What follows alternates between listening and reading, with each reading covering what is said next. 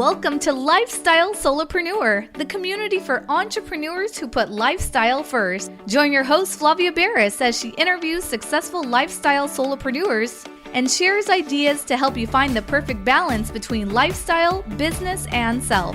Flavia is an attorney, marketing expert, and founder of several online academies. She's been featured in major media, including BBC World News, The Wall Street Journal, The New York Post, ESPN Television, and more. Join us for this episode of Lifestyle Solopreneur.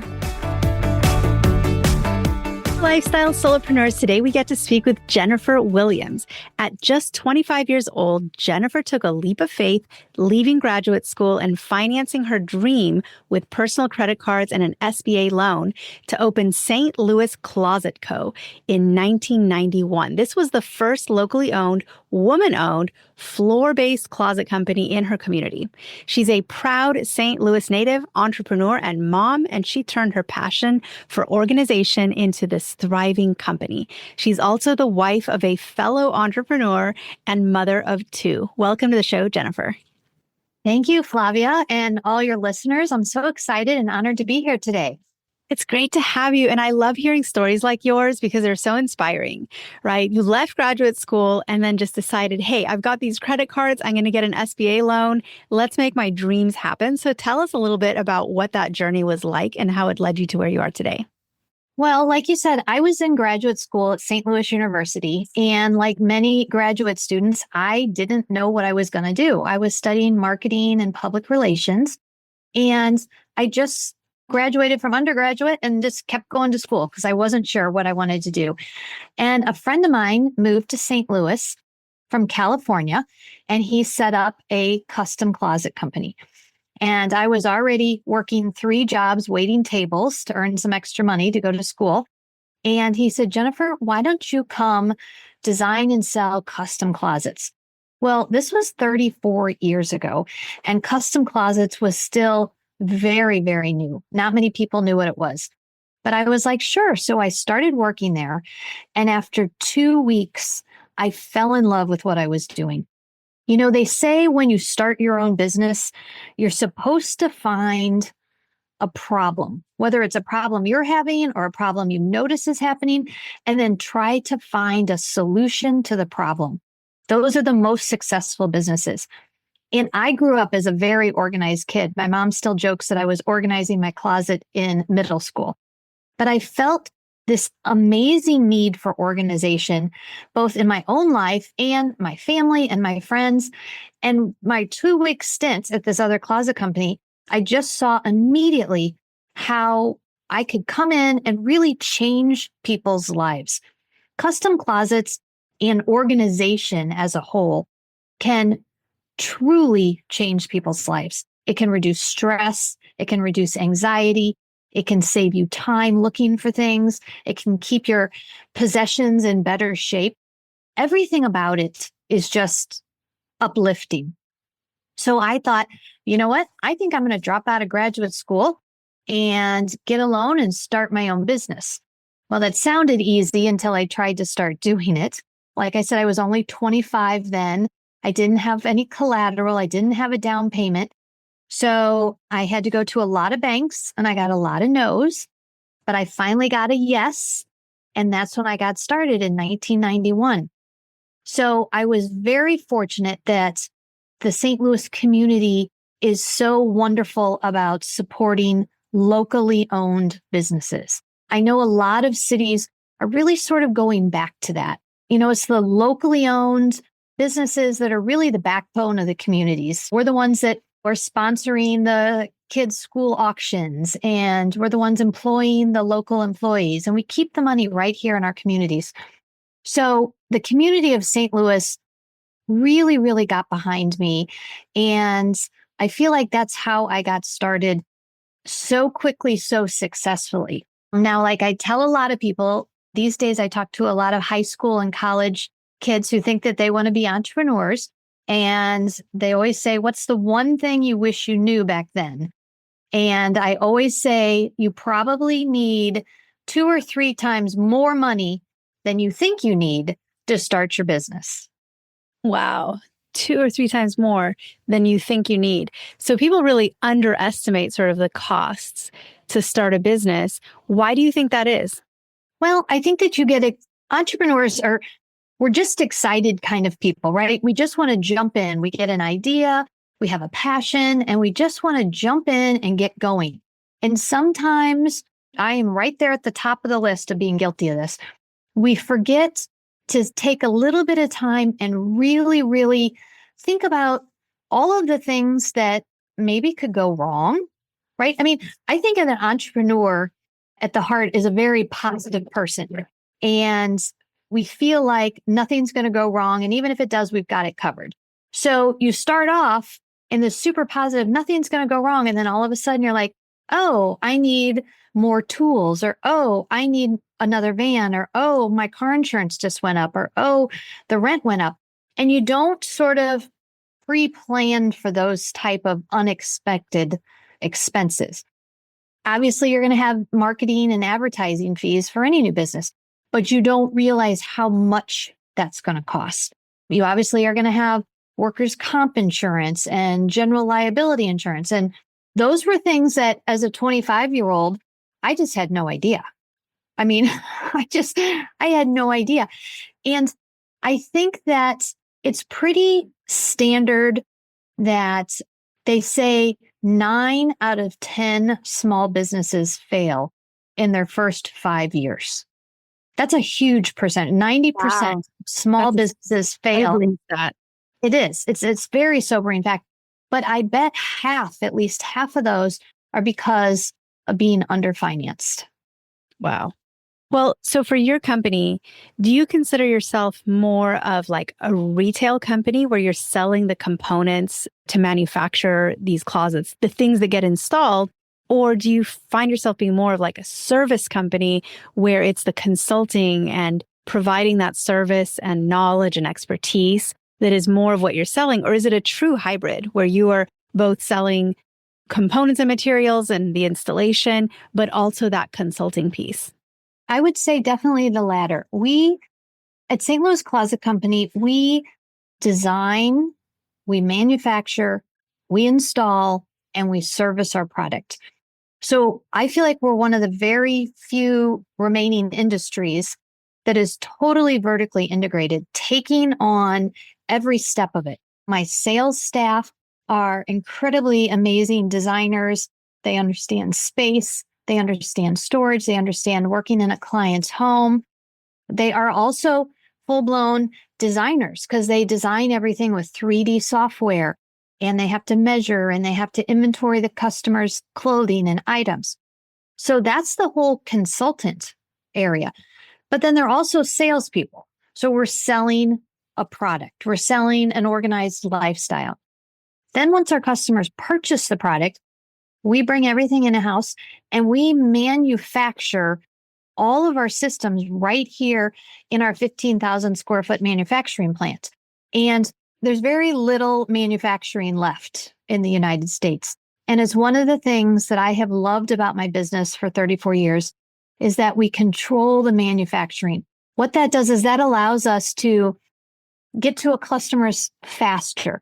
If we get to a customer's house and their closet isn't perfectly square or something got mismeasured, we can just run back to the shop and remake the parts. It also allows our customers to be able to come to us and actually watch their closets being manufactured. And that's something that you can almost not see at all. We actually do a lot of high school and college shop tours of our manufacturing plant to show students that, hey, this is a whole new line. Manufacturing is still alive and well, and it's a whole new career path you can think about. Then we send our installers, once the closets are manufactured, into the house, and they actually spend the day in the client's closet, right? Assembling all of the parts, putting it all together, and then working with the clients to make sure everything is at the right height, that their shelves are adjusted properly, their rods are adjusted. And then after that, moving forward, we will consistently service those products, meaning we can come back, 6 months to a year and we can add parts, add drawers, add more shelves. And there's very few home improvement companies that handle all of those 4 steps. How many of your customers become sort of addicted to having this kind of organization and then ask you, can you also do my pantry? Can you please do my garage? I have this storage shed needs organization. Is it common for them to ask you to expand your services into these other parts of the home? Absolutely. Well, 52% of my business is repeat business. So usually once you get one custom area done, you cannot get the next one done fast enough. And we specialize in total home organization. So as you said, we do pantries, we do laundry rooms, we do garages, we do home offices, we do Murphy beds, we do kids' closets, shoe storage, you name it, and we do it. One of the biggest areas that's becoming really, really popular these days are drop zones. That's the area right inside your side door or right off your garage where everybody comes in your house and just drops everything, right? They drop their shoes and their book bags and their purses and their keys. And that area becomes sort of the entry to the house. And most people are like, I can't even get in and out of the door. There's just stuff piled here. And so we've been designing mudrooms and locker systems for these drop zones to accommodate a place for each member of the family so they can store all of their, like I said, coats and hats and gloves and muddy shoes and boots and umbrellas and sporting equipment. So we really, really do every area you can imagine. We also have several commercial clients. Recently, we've started doing several firehouses because the firemen live basically in the firehouse. They usually sleep there and then they're on a day and off a day. So we've been designing Murphy beds for the firehouses, and each fireman has their own Murphy bed. When they're there, they pull it down, they sleep. But then when they're off and not there, that one gets folded up and out of the way. And then the next person comes in and their Murphy bed folds down. So that's really exciting. Wow, that's amazing. I love picturing that too. Just it sounds kind of like a combination of going away to camp and you have your bunk come down, but also just so handy that it's not always down. I love Murphy beds in general because they really allow you to convert a space and make it flexible space where you can use it as an office, you could use it as a workout room, and then when you have guests, it can become your guest room. So I love Murphy beds in general. Absolutely. Murphy beds are phenomenal. We're also seeing a lot of people, the baby boomers, who are maybe downsizing into a retirement community and they no longer have 2 or 3 extra spare bedrooms. They maybe only have 1 spare bedroom. And like, as you said, they need to use that room for multiple purposes. So maybe the grandkids come over and they pull the Murphy bed down, but when they're not there, they need to be using it as a home office or an exercise room or sewing room or something like that. So the flexibility of a Murphy bed is just phenomenal. A lot of listeners are entrepreneurs with home offices or maybe an office away from home. But what are some ideas that you would give to people who want to maximize the use of their office space at home or at the office in ways that you've seen are innovative or different or maybe not traditional, but have really contributed to improving the lives of entrepreneurs you've worked with? Well, definitely since the pandemic, working from home has become a much bigger deal, right? More and more people. I know a lot of companies are starting to have people come back to work, but the significant amount of people that moved from working in person every day to now working from home, I don't even know the numbers, but it's huge. So having a dedicated space at your home to do work, whether it's run your business or whether it's a dedicated space for kids to have a place to do homework, or whether it's just a small tucked in desk area to run the household, pay the bills, do the kids' schedules. I think it's important to have a dedicated space.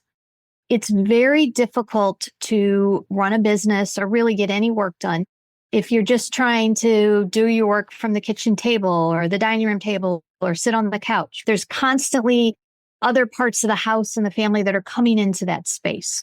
So you can't get set up successfully. So I always start with have a dedicated space somewhere in your home. It doesn't have to be a whole room. Maybe it's just a little nook. Maybe it's a corner. Maybe it's a room. Maybe it's in the lower level, but have a dedicated space for this work area. You need to make sure that you have Number one, proper lighting. We don't even do lighting, but I say that in order to function well, maybe it's because I'm getting older and I need more light to see, but you have to have good task lighting in order to work from home. Then you need to start really thinking about what is it you're going to do? Do you need large surfaces? Are you looking at big blueprints every day? Are you, have a lot of papers out? Are you just on a small laptop? So how much surface space do you need? And then how much space do you need for file drawers? Are you going to have a big CPU that you have to have, tucked in underneath the desk? How are you going to handle your wire management? Are you going to have a place maybe for a bulletin board so you can put up a calendar or notes or reminders? Different areas like that. And then also a lot of people who have home offices might have a Jack and Jill type desk where the main home office part is for the primary worker, but on the other side of the counter, there's a space to pull up a chair for a second person to come in and maybe have your kids sit down and do homework with you while you're doing your work. But think about all these things before you create the home office space, because all of these things are important for really making it not only look good, but to actually function well. Such great advice. And there's people listening who want to go into business for themselves. So they want to do what you did, which is take that huge leap, start something. It could be something like what you're doing. It could be something that's pure consulting. It could be manufacturing something, making clothing, designing things.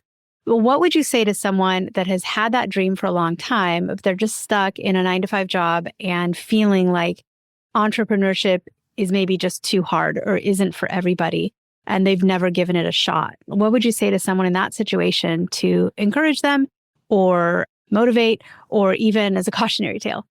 Well, being an entrepreneur is not easy. And we'll start there. From the outside, I think all jobs, right? From the outside, the grass is always greener on the other side. Sometimes I think, if I just worked for a company and I could work from 9 to 5 and get a paycheck and have my weekends off, wouldn't that be great? And then people who do that look at me and say, you're so lucky. You have your own business. You can make your own schedule. So you have to really look at the type of person you are. And I always say, one, you have to have an idea and you have to have a passion, and it has to be something you love. Because if you're going to open your own business, whether you work at home or in an office by yourself or with other people, you're going to be doing it a lot. And you need to really, really love it. You need to love it not only for yourself to keep going each day, but to motivate your employees, right? Because if the owner isn't happy with what they're doing, then they're going to have a hard time getting your employees to be excited. So you have to love what you're doing. And I think that's number one on the list, right? It's not just a job. It really becomes part of your life. Most entrepreneurs I know look at their businesses and their employees as another child, right? I have 2 kids. I have a son and a daughter who are amazing. And then I have St. Louis Closet Company right there with them. It's that much energy and thought and time that goes into a child. It does your business. So you have to know that going in. You should never go into entrepreneurship lightly. But if you feel you're ready for that, I say go for it. And I think that the younger you are, the better. Like I said earlier, I try to talk to high school and college age students because I just feel like the younger you are, the more risks you're willing to take, probably because you have less to lose. And if 9 out of 10 businesses are going to fail in the first year, 5 years, then you better get started, right? Let's get going. So it's not always easy, but it can also be probably the most fulfilling thing you'll ever do in your life. I love what I do. I love my employees. I love my job. I love my customers. I love my product. I truly, truly love it. And I don't think that I would have that satisfaction if I was working for another company. Clearly, I mean, you can hear it in your voice. This really is your passion. You're in the right place.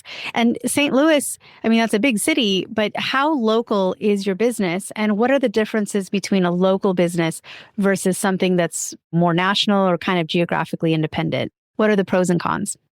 Well, I always believe no matter where you live, you should support local. And I believe that to my core. I think that our country is lifted up by the small business owners around the country. The biggest benefit of supporting a local business is that your money stays in the community. When you buy from online stores, big box stores, and franchises, that money is being shipped out to other states. It just is. So I try really, really hard to always support local. And I've been successful being the locally owned closet company. We service a 50-mile radius of St. Louis, Missouri. It's our whole metropolitan area. We don't sell closets in Chicago or in California or in New York, but there are other locally owned closet companies in all of these cities, as well as franchises, as well as cabinet companies that do a similar thing that we do. So I always encourage people, because all your listeners, I'm sure, are not in St. Louis, they're all over the country, maybe the world. Call 2 or 3 different companies, get estimates if you're interested in doing this type of thing, and take the time, visit showrooms, look at reviews, and see what the company really has to offer. And always be careful who you're buying from and get references. Amazing advice. Now, as just a parting message for entrepreneurs who are still feeling, let's say, more inspired than they were at the beginning of this show, but are still hesitating, what would you tell them to do in the next 30 days? Well, wow. I would say start, if you haven't started already, get your plan down on paper, right? Just start writing it, writing your ideas. When I started my business 34 years ago, it's funny, I tell my kids this, there was no such thing as Google. And I had to research my industry by the yellow pages and driving to other cities. So nowadays we have Google and you can do so much research in such a short period of time and research who might be your competitors, research the geographic area you'd be serving, research the product, maybe make a prototype, listen to podcasts like yours, Flavia, and hear other entrepreneurs and their stories and get inspired. You can listen to podcasts. You can listen to, there's a million books on starting your own business.